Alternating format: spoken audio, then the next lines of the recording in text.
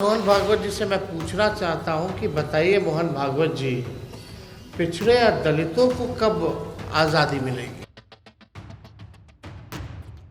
नमस्कार, आदाब, सत श्री अकाल, जय भीम, जोहार। मेरा नाम है नवीन कुमार। राष्ट्रीय जनता दल के कार्यकारी अध्यक्ष तेजस्वी यादव ने वही सवाल उठा दिया है जिसका जवाब देने में ब्राह्मण राष्ट्र की स्थापना करने चले राष्ट्रीय स्वयंसेवक संघ को पसीना आ जाता है।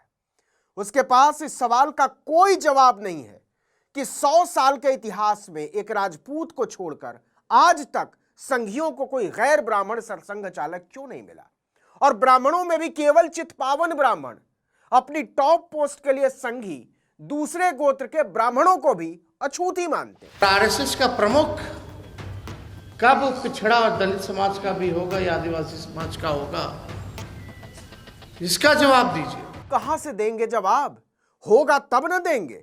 अपने पूरे वजूद में संघ की सोच निहायत मनुष्यता विरोधी, निहायत लोकतंत्र विरोधी, निहायत संविधान विरोधी, निहायत न्याय विरोधी और निहायत समानता विरोधी है।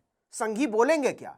आपको याद हो तो पिछले दिनों इंदौर में संघ के मुखिया मोहन भागवत ने कहा था कि भारत को असली आजादी उस दिन मिली थी जिस दिन अयोध्या में राम मंदिर का उद्घाटन हुआ। मतलब संघ का खुला ऐलान है कि 15 अगस्त 1947 को लाखों कुर्बानियों के बाद भारत को जो आजादी मिली वो नकली आजादी थी। फिर तो भागवत और संघ के हिसाब से भारत का तिरंगा भी नकली झंडा हुआ, भारत का संविधान भी फर्जी हुआ, भारत का राष्ट्रगान भी फर्जी हुआ और भारत की संप्रभुता भी फर्जी हुई। इसी पर तेजस्वी यादव ने पूछ लिया कि भारत की आजादी का दिन तो संविधान के बाबा की किताब में पढ़ लीजिएगा महाराज। आप तो यह बता दीजिए कि आपके ब्राह्मण राष्ट्र के टीले पर दलितों पिछड़ों को आजादी कब मिलेगी, और मिलेगी भी या नहीं मिलेगी? मोहन भागवत जी से मैं पूछना चाहता हूं कि बताइए मोहन भागवत जी, पिछड़े या दलितों को कब आजादी मिलेगी? इसके 2 दिन पहले ही कांग्रेस ने मोहन भागवत को देशद्रोही करार देते हुए जेल में डालने की अपील कर डाली थी। आपको याद हो तो राहुल गांधी ने कांग्रेस के नए मुख्यालय के उद्घाटन के मौके पर बोल दिया कि आरएसएस चीफ देशद्रोही हैं, और ऐसा आदमी अगर किसी और देश में यही बोल रहा होता तो जिंदगी जेल में सड़ जाती।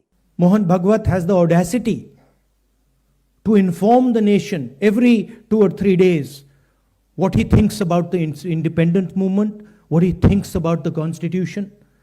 In fact, what he has said yesterday is treason, because it is stating that the constitution is invalid.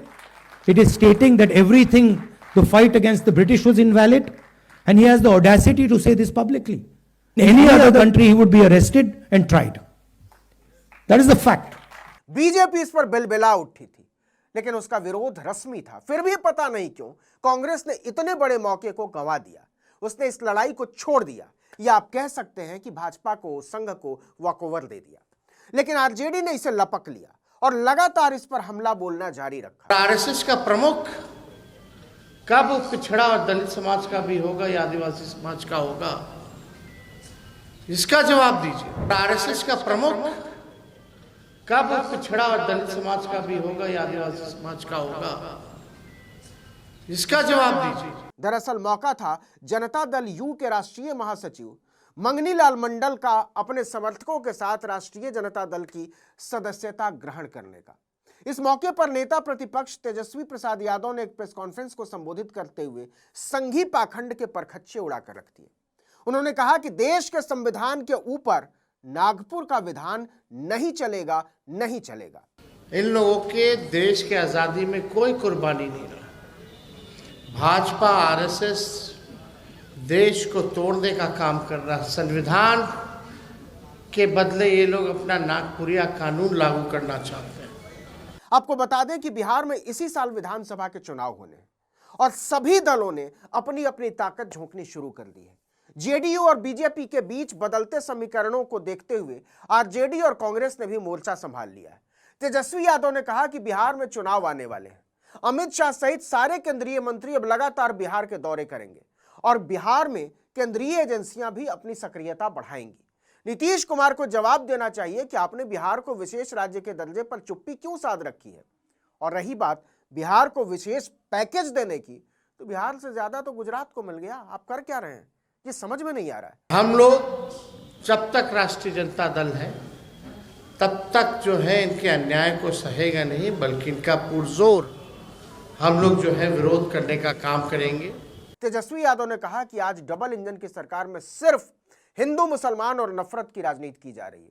जब हमारी सरकार बनेगी तो 1 महीने के अंदर माई बहन मान योजना के तहत महिलाओं को 2,500 रुपए प्रति माह देंगे, 200 यूनिट बिजली फ्री दी जाएगी, सामाजिक सुरक्षा पेंशन 400 से बढ़ाकर 1,500 रुपए किया जाएगा, दिव्यांगता पेंशन भी 400 से बढ़ाकर 1,500 रुपए करेंगे और नौकरियों के हजारों अवसर खोलेंगे। कि हमारी सरकार बनेगी तो 1 महीने के भीतर मां बहन मान योजना की हम लोग शुरुआत करेंगे, जहां माताओं बहनों को 2,500 रुपए डायरेक्ट खाते में हम लोग देंगे, 200 यूनिट फ्री में बिजली देंगे, विधवा वृद्धा दिव्यांग लोगों का जो 400 पेंशन है, बगल के राज्य झारखंड में 1,000 रुपए है, यहां मात्र 400 है, इसको बढ़ा करके हम लोग 1,500 रुपए करने का काम करेंगे। ये 5 लाख नौकरी हम लोगों ने दिया।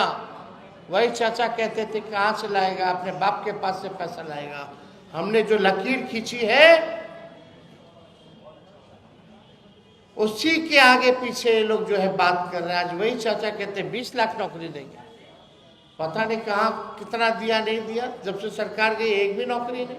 देखिए, दिल्ली का विधानसभा चुनाव गुजरते ही सारे राजनीतिक दल बिहार में अपने अपने हिसाब से सक्रिय होंगे, खासकर BJP, RJD, JDU, Congress, communist पार्टियां और लोक जनशक्ति पार्टी। उपेंद्र कुशवाहा बीजेपी में जा मिले, वरना उनकी रालोसपा भी एक फैक्टर होती। खैर, इस बार बिहार के विधानसभा चुनाव में राहुल गांधी भी एक फैक्टर होंगे। लोकसभा चुनाव के बाद 18 जनवरी को वो बिहार के पहले दौरे पर पहुंच रहे हैं। वो पटना में संविधान सुरक्षा सम्मेलन कर रहे हैं। पटना के बापू सभागार में इसके लिए दिव्य इंतजाम किए गए हैं। इसके अलावा वो कांग्रेस के प्रदेश मुख्यालय सदाकत आश्रम भी जाएंगे। पिछले लगभग 20-25 वर्षों में राहुल गांधी पहले ऐसे कांग्रेस के बड़े नेता होंगे जो प्रदेश कार्यालय से संवाददाता सम्मेलन को संबोधित करेंगे। इसका मतलब यह हुआ कि राहुल कांग्रेस संगठन को बिहार में फिर से खड़ा करना चाहते हैं। लेकिन यह इतना आसान लगता नहीं है, क्योंकि कांग्रेस के पास बिहार में न तो ओबीसी और दलित समुदाय से आने वाले प्रभावी नेता हैं और ना ही प्रभावी भूमिका के लिए दूरदर्शी संगठित सोच।